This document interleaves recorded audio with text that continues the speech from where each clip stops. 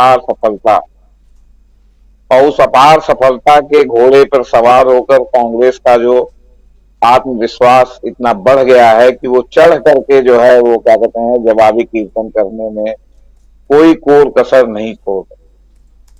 देखिए, ये गुजरात मॉडल इसमें भी है। गुजरात मॉडल ये है कि वहां अच्छा खासा वोट आम आदमी पार्टी ने काटा, जिसके कारण कई सीटें कांग्रेस हार। हरियाणा में चुनाव होने वाला, पंजाब आप है, दिल्ली आप है, एमसीडी में आप हो गई, और हरियाणा में चुनाव होने वाला है। बीजेपी जानती है कि भारत जोड़ो यात्रा के बाद जो मध्यम वर्गीय तबका है, जो मुख्य जो है समर्थक है, जो है आपका उसका कांग्रेस के प्रति रुझान हो रहा है, और वो रुझान जितना बढ़ेगा उतना बीजेपी को नुकसान होगा। इसलिए वो चाहती है कि जिन दो प्रदेशों में आपके क्या कहते हैं बीजेपी, ये आम आदमी पार्टी है पंजाब और दिल्ली में, उसके साथ जो हरियाणा में भी आम आदमी पार्टी दस्तक दे रही है, और राजनीतिक पंडितों का मानना है कि आम आदमी पार्टी काफी डेंट करेगी। तो कुल मिला के है कि वो सीधे सीधे कांग्रेस से और बीजेपी से मुकाबला न होने पाए। इसलिए एक तो बीजेपी का ये दांव ये है कि इसके प्रति सहानुभूति उभरे, और ये कम से कम दिल्ली, पंजाब और हरियाणा में ऐसा मोर्चा बनाए जो कांग्रेस को नुकसान पहुंचाए, बीजेपी को जो है उसकी प्रेजेंस से फायदा हो। न बीजेपी जीते तो आम आदमी पार्टी जीत जाए, कांग्रेस न जीतने पाए, क्योंकि कांग्रेस की संख्या बढ़ेगी तो उसका सरकार बनाने का दावा भी जो है क्या कहते हैं बढ़ेगा, और उससे देश भर में उसकी आम स्वीकार्यता भी बढ़ेगी। तो इसलिए ये बीजेपी की रणनीति हो सकती है कि इनको जो है गिरफ्तार करके आम आदमी पार्टी को कम से कम इन 3 स्टेट में, क्योंकि बीजेपी जान रही है कि आने वाले समय में भी आम आदमी पार्टी के पास इतनी ताकत नहीं है कि उत्तर प्रदेश और बिहार में डेंट कर सके। उत्तर प्रदेश, बिहार में जब तक डेंट आम आदमी पार्टी नहीं करेगी, केजरीवाल जी प्रधानमंत्री नहीं बन सकते। हाँ, वो जो है सौदेबाजी के तहत जो है प्रधानमंत्री बनने का सपना देख रहे हो तो मतलब एक बात।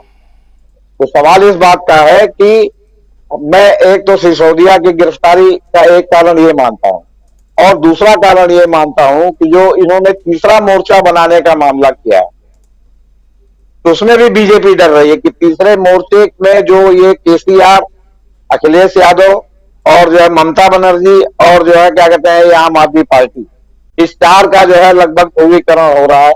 ये 4 का ध्रुवीकरण हो के इन्होंने इतने साइजेबल नंबर में अगर अपने एमपी जिता लाई है, तो कांग्रेस हो सकता है कि देवगौड़ा और इंद्र कुमार गुजराल की तरह समर्थन दे के इनकी सरकार बना दे, बीजेपी की सरकार न बने। तो उसको भी कहीं ना कहीं डिस्क्रेडिट करना या पलीता लगाना है। और जैसा अभी मीनू जी ने कहा कि केसीआर की लड़की भी शराब घोटाले में पकड़ जाएगी या पकड़ी जा सकती है, गिरफ्तार हो सकती है, तो इसमें मेरा एक सबमिशन और भी है। ये कहा जा रहा है कि इनकी आबकारी नीति से दिल्ली सरकार को 10,000 करोड़ का घाटा हुआ। तो राज्य सरकार का घाटा आपके राडार पर है कि राज्य सरकार या सेमी राज्य सरकार या अधूरी राज्य सरकार का घाटा जो है वो क्या कहते हैं आबकारी नीति की वजह से हुआ। तो नोटबंदी की वजह से जो घाटा हुआ उसका जो है जो देश की अर्थव्यवस्था गई उसका जिम्मेदार कौन होगा? जीएसटी की वजह से जो गई उसका जिम्मेदार कौन होगा? औने पौने दाम में जो भारत का एसेट बेचा जा रहा है उसमें पता चल रहा है कि एसेट की जो वास्तविक कीमत है उससे भी कम कीमत में बेचा जा रहा है। तो उसमें कितना अंदर खाने लिया जा रहा है, दिया जा रहा है, और उसके लिए जो जिम्मेदार है, कौन जिम्मेदार है, उसके खिलाफ क्या कार्रवाई? नोटबंदी के खिलाफ क्या कार्रवाई होगी जो नोटबंदी ने देश की अर्थव्यवस्था को रसातल में मिला दिया? इन्होंने तो 10,000 करोड़ का ही घाटा शराब नीति में दी। अब शराब नीति के बारे में भी समझिए। एक और आपने गुजरात में जो गुजरात मॉडल कहते हैं वहां पे शराबबंदी कर रखी है, उधर बिहार में शराबबंदी है। वो दूसरी बात है कि घर घर शराब मिल रही है, वहां किसी होटल में चले गए बेरस कीजिए आपको लाके शराब दे देगा। दूसरी बात आपके तमाम स्टेट में इंक्लूडिंग उत्तर प्रदेश मद्य निषेध विभाग है, आपने एक मद्य निषेध विभाग भी कायम कर रखा है, और आप गली गली कूचे कूचे शराब की दुकान भी खोल रहे हैं। क्यों? और उसमें शराब का दाम भी हर साल बढ़ा रहे हैं, एक्साइज उसमें ड्यूटी भी बढ़ा रहे हैं, महंगी से महंगी शराब हो ताकि आपको ज्यादा से ज्यादा रेवेन्यू मिले। आप पूरे देश में जो पब्लिक सेक्टर है, बैंकों का सबका निजीकरण कर रहे हैं। अगर सिसोदिया ने दिल्ली में शराब का निजीकरण कर दिया, तो ये तो आप ही की पॉलिसी है। तो उसमें आपको दिखाई पड़ेगा कि बेईमानी हो रही है, और आप जो निजी कर रहे हैं उसकी बेईमानी का, उसका भ्रष्टाचार की जांच कौन करेगा? तो एक ही साथ एक ही तरह के मामले में कई मापदंड लोकतंत्र में नहीं हो सकते, कई मानदंड लोकतंत्र में नहीं हो सकते। और दूसरी बात, जो बात मैं कह रहा हूं, क्या इस बात को कांग्रेस नहीं समझ रही है कि आखिर अचानक जो है ये क्या कहते हैं सिसोदिया को लेकर के क्यों जो है मतलब इतने गंभीर हो गए? इतने दिन से पूछताछ कर रहे थे, टाइमिंग भी देखिए। फिर आपकी कृपा से जो खड़गे साहब ने कही छतरी वाली बात, कि आपकी छतरी के नीचे जो छत्र छाया में जो फल फूल के देश को इतना पलीता लगा रहा है, उस पर जेपी सिंह कब? तो सवाल इस बात का है कि जो ये नुकसान जो आपने जो है एलआईसी और एसबीआई और सब आपके दबाव में जिन्होंने किया है, उस नुकसान के लिए किसको जो है दंडित किया जाएगा? उस नुकसान के लिए किसके ऊपर मुकदमा चलाया जाएगा? दूसरी बात, जो मोदी जी ने कहा, बहुत ऊंची बात कही छतरी को लेकर।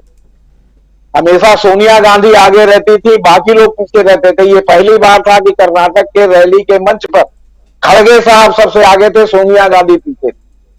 ये नहीं था कि सोनिया गांधी आगे छतरी लगा के खड़ी थी और पीछे सब लोग क्या कहते हैं मतलब धूप में जो है वो धूप सेक रहे थे। आप खुद देखिए, फोटो देखिए आप, खड़गे साहब सबसे आगे वो लीड कर रहे हैं। और फिर खड़गे साहब का बिना छतरी लगाए खड़े होने का मतलब एक और भी नेतार्थ है मेरी निगाह में। वो दिखा रहे हैं कि मैं इतनी उम्र में इतना मजबूत हूं कि मैं धूप में खड़ा होकर के आपका अभिवादन कर रहा हूं, कर सकता हूं और करूंगा।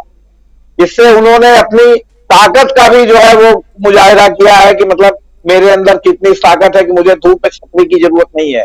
हो सकता है कि रैली के मंच पर ऊपर से कवर भी लगवा दिया जाता, लेकिन रैली के मंच पर अगर आप ऊपर से कवर लगवाते तो जनता के बैठने का या जो आपका ऑडियंस था उसके बैठने के लिए भी फिर आपको कवर की जरूरत होती। ये नहीं होता कि आप कवर में है और बाकी लोग जो है अनकवर्ड है, धूप में जो है खड़े होके अपना खून जला। तो सवाल इस बात का है कि ये बहुत ही उन्होंने ऊंची बात की है।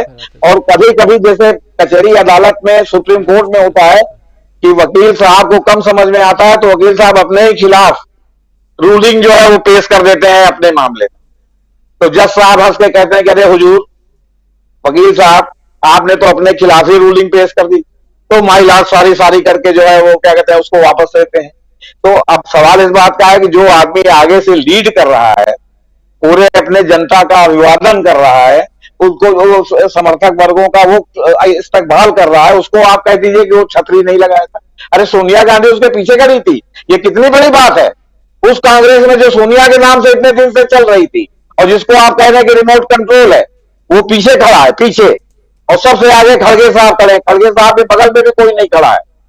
और फिर आप उसको जो है मतलब क्या कहते हैं हंसी का पात्र या विक्टिम कार्ड खेलने की कोशिश कर रहे हैं या कर्नाटक के लोगों को प्रभावित करने की कोशिश कर रहे हैं। ये सब जाल बट्टे में अब जनता आने वाली नहीं है, इनकी पोल पूरी तरह खुल गई है। और अडानी को मामले को दबाने के लिए चाहे जो भी उपक्रम कर लें, अडानी का मामला दबने वाला नहीं है। वो इसलिए कि गोदी मीडिया इसको कवर करे न करे, जो लोग भी थोड़ा भी मायने रखते हैं, सवेरे सवेरे जब सो के उठते हैं तो 10 बजते ही वो ब्लूमबर्ग और फोर्स का बिलियनर की लिस्ट देखते हैं कि अभी कितना गिरे ये नीचे।